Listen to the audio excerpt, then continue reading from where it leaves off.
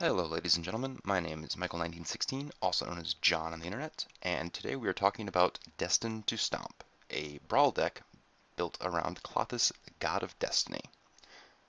And this will be broken up into a couple sections, starting off with our ramp package.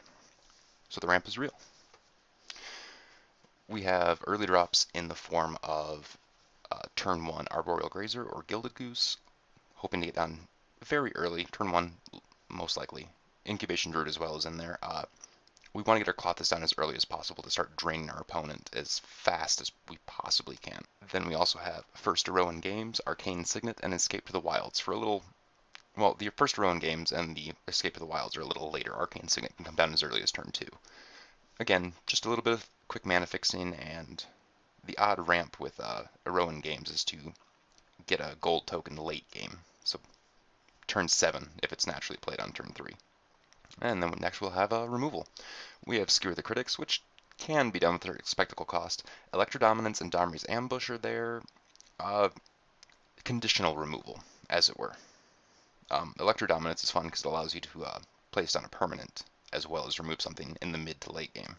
Then we have Return to Nature to take care of some pesty artifacts or enchantments. Threshing Bronodon also takes care of enchantments. Then we have Sunder Shaman that, again, takes care of things, but it has to connect, which is not always ideal.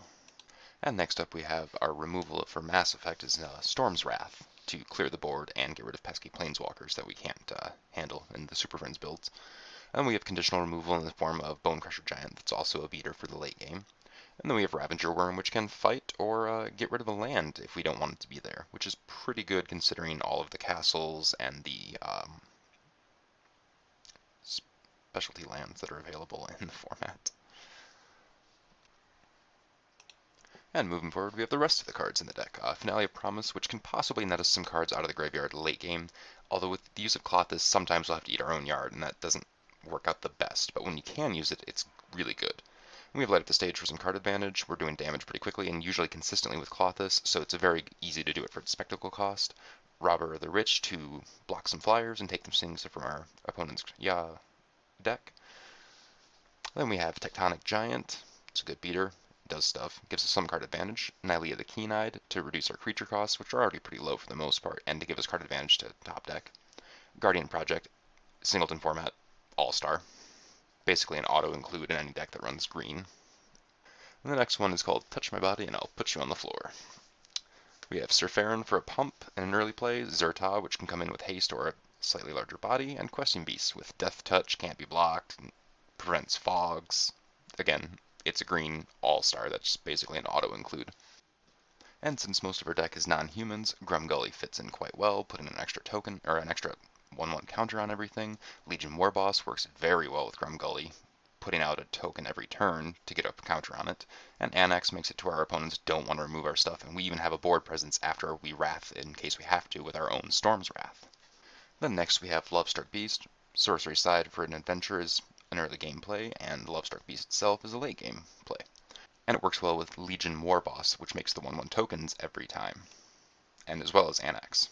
Then we have Frenzied Arynx, which, again, it's a riot creature, comes down and it's pumpable with Trample. All good features to have in a body. Cruel Spellbreaker, relatively early turn, has some hexproof, gives us hexproof, which is important against some control decks, and has Trample as well.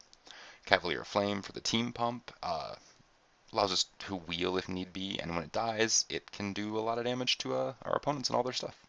The utilities. We have Samut Tyrant Smasher and Chandra Acolyte of Flame, giving haste and extra creatures, loyalty counters for the red planeswalkers, and minor bumps. Also the possible utility of getting a sorcery back from the yard, instant or sorcery back from the yard with Chandra.